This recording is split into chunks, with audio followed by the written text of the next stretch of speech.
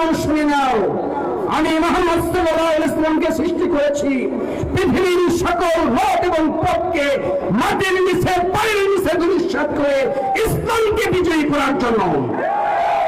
আল্লাহ বলেন তার জন্য পৃথিবীর কারো সাক্ষ্য প্রয়োজন নেই।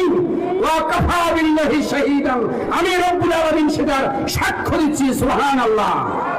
আর সেই রাসূল আকরাম সাল্লাল্লাহু আলাইহি ওয়াসাল্লামের উম্মত আপনি এবং আমি, তাই না? বাংলাদেশে 90% মুসলমান এই বাংলাদেশ। কেন এই বাংলাদেশে আমাদেরকে শুনতে হয় যে বাংলাদেশে নাকি শরিয়ার আইন চালু হওয়ার মতো পরিবেশ আসেনি?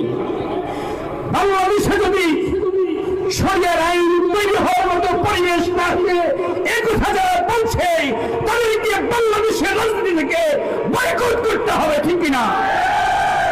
আমরা লালমনিরহাটবাসী প্রতিটি ধর্মের বর্ণের মানুষ স্পষ্ট করে বলছি, যারা শরিয়ার আইন চায় না, যারা শরিয়ার আইন হৃদয় দিয়ে ভালোবাসে না, এরা মুসলমান থাকতে পারে না।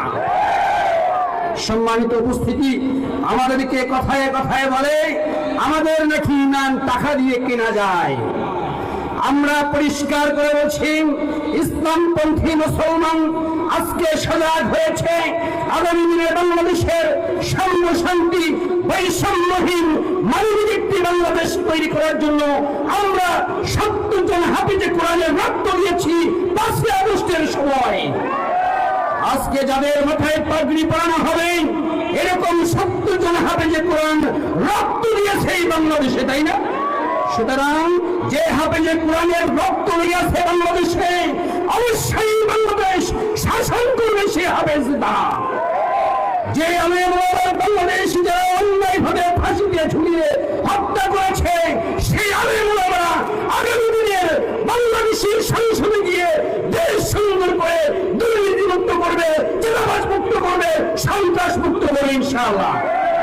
আমরা শুধুমাত্র আপনাকে পরিষ্কার করে বলছি,